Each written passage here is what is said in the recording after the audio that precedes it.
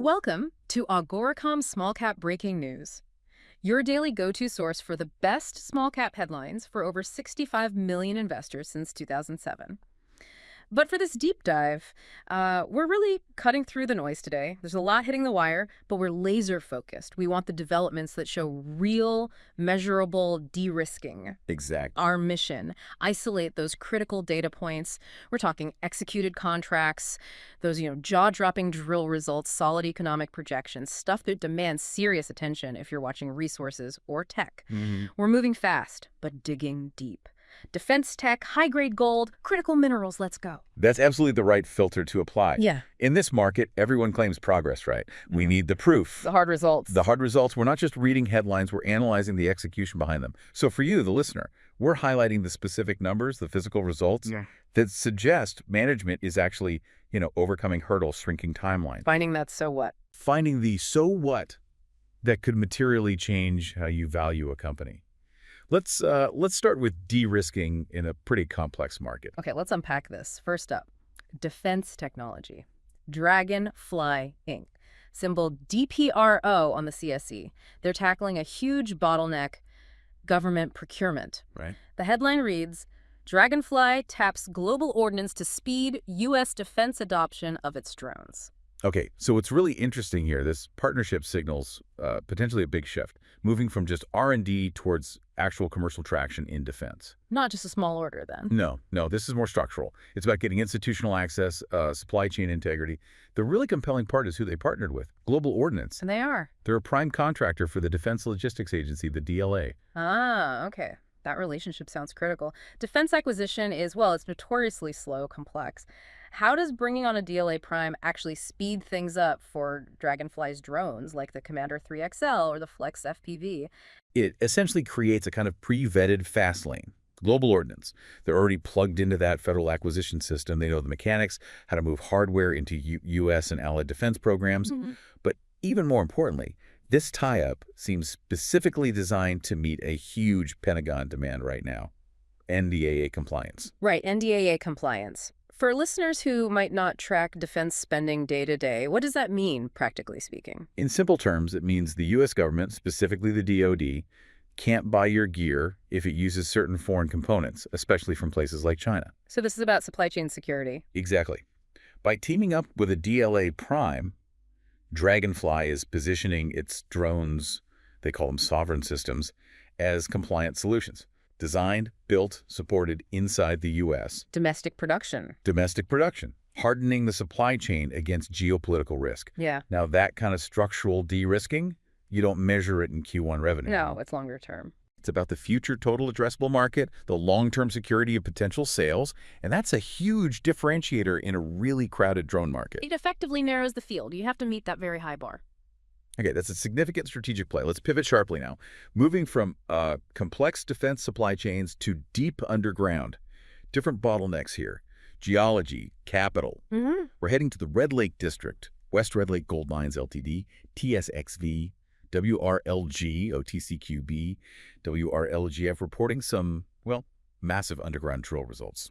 Headline, West Red Lake Gold strikes new high-grade lens at Madsen's Lower Austin, strengthening the case for a 2025 ramp-up. Okay, yeah. This is where you really have to stop and just process the numbers because they're exceptional. These hits are from the lower main Austin zone, drilled off the 12 level. We're talking bonanza grades. This could fundamentally redefine how they see the deposit's continuity, maybe even the early cash flow potential. Give us the hard numbers then. What came across the wire? Okay, the first real standout, 7.75 meters, grading 139.45 grams per ton gold. Wow.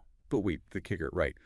Within that interval, there was 2.00 meters at a staggering 532.25 grams per ton gold. Hold on. 532 grams per ton. Let's just pause there. That's over half a kilo of gold per ton of rock. Yeah. You just don't see grades like that often in modern drilling, not in multimeter intercepts anyway. That must completely change the potential economics. It completely reframes things. Yeah. And it wasn't isolated. They followed up with another strong hit, 8.70 meters, grading 74.70 grand RU. Okay. And that included 3.0 meters at 134.58 gram in RU.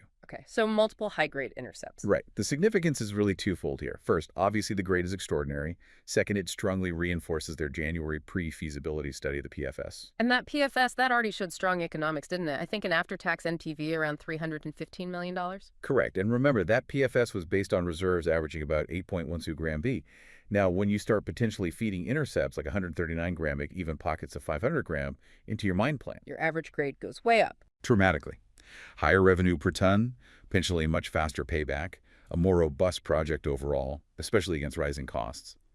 And crucially, they're saying these hits are on a mine-ready footprint. Meaning near existing development. Exactly, near active areas, suggesting a quicker path from drilling it to potentially mining it. So not just flashy drill results, but results that could structurally improve the project's financial model and maybe even shorten the timeline to production. That seems to be the implication, yes. Okay, speaking of shortening timelines and managing costs, let's stick with gold, but shift focus. Capital efficiency, minimizing upfront spend.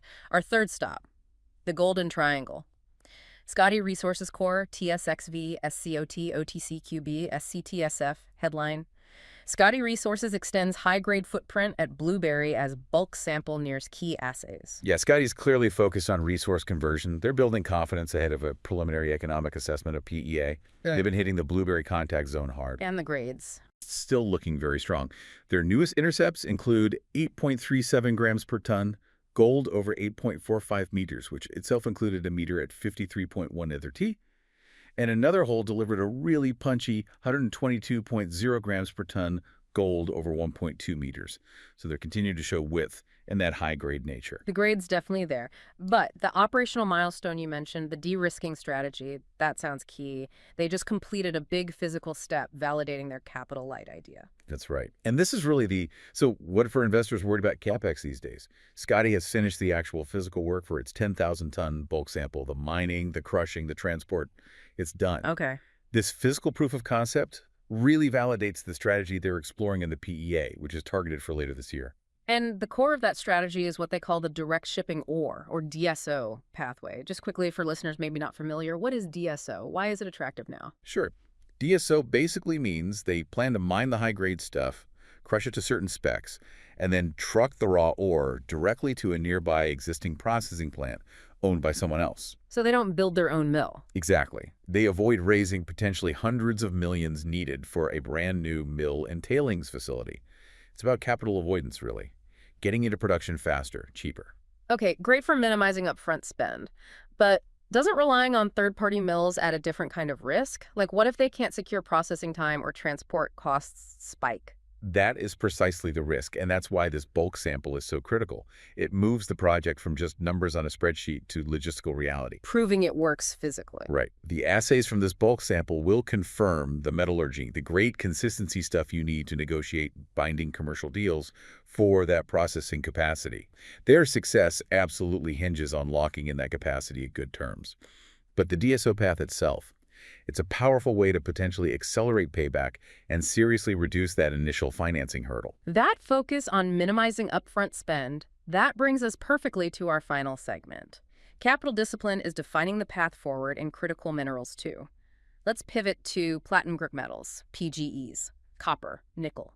Clean Air Metals trading as TSXV. AIR headline, Clean Air Metals Thunder Bay North clears a key milestone with capital light mine plan. Yes, Clean Air just put out a preliminary economic assessment, a PEA, with some clear, pretty compelling numbers for their Thunder Bay North project. Yeah. It envisions an 11-year ramp access underground mine, and it leverages that same capital discipline playbook we've been talking about. What are the headline economics? They're looking at an after-tax NPV using an 8% discount rate of Canadian $157.5 million and a 32% internal rate of return, or IRR. Pretty rare. Okay, robust IRR. But what's the number that really screams capital discipline and de-risks the project build? It's that low initial capital expenditure, the CapEx, projected at just Canadian $89.5 million. That seems quite low for a new underground mine, especially with PGEs involved. It is. And they achieved that low number directly through, again, planning to use a toll milling strategy, leveraging existing infrastructure nearby instead of building their own processing plant. Same strategy as Scotty, different metals. Essentially, yes. And that minimal initial investment leads to a projected rapid payback period of only 2.5 years. In today's volatile cost environment, hitting a 2.5-year payback. That's a huge positive signal to the market. Definitely. And this low capex success story at Clean Air Metals, it has an immediate positive knock-on effect for another company in the area, right? A significant shareholder. Correct. This PEA directly impacts Benton Resources, Inc., trading under TSXV, BEX. You saw the headline. Benton's Clean Air Metals stake gets a lift from New Thunder Bay North PEA. So how does Benton benefit here? This really shows the power of investment leverage in the small cap world.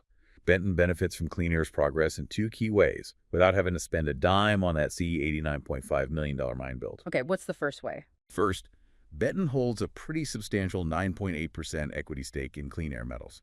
That's about 24.6 million shares. So if the market likes this PEA and re-rates Clean Air stock upwards, Benton's investment value goes up automatically. directly, a balance sheet uplift. That's the equity lever. Makes sense. What's the second lever? You mentioned it's more passive, maybe even lower risk. That would be the royalty. Benton holds on to a crucial 0.5% net smelter return royalty, or NSR, over parts of the Thunder Bay North project area covered by the PEA. And an NSR, just briefly. It's basically passive income for Benton. Once Clean Air is mining and selling metal, Benton gets 0.5% of the gross revenue from the smelter before Clean Air even pays its operating costs. Ah, so Benton is insulated from mining costs, processing costs, inflation on site. Pretty much insulated from operational risks, yeah, while still getting exposure to the upside from the metal production and potentially higher metal prices. So that technical de-risking Clean Air just achieved with the PEA translates into potential value gain and future low-risk royalty income for Benton. Exactly. It's a classic example of how you can get non-dilutive, leveraged exposure to a developing asset through smart structuring. Fantastic. That was quite a run through some key updates hitting the wire.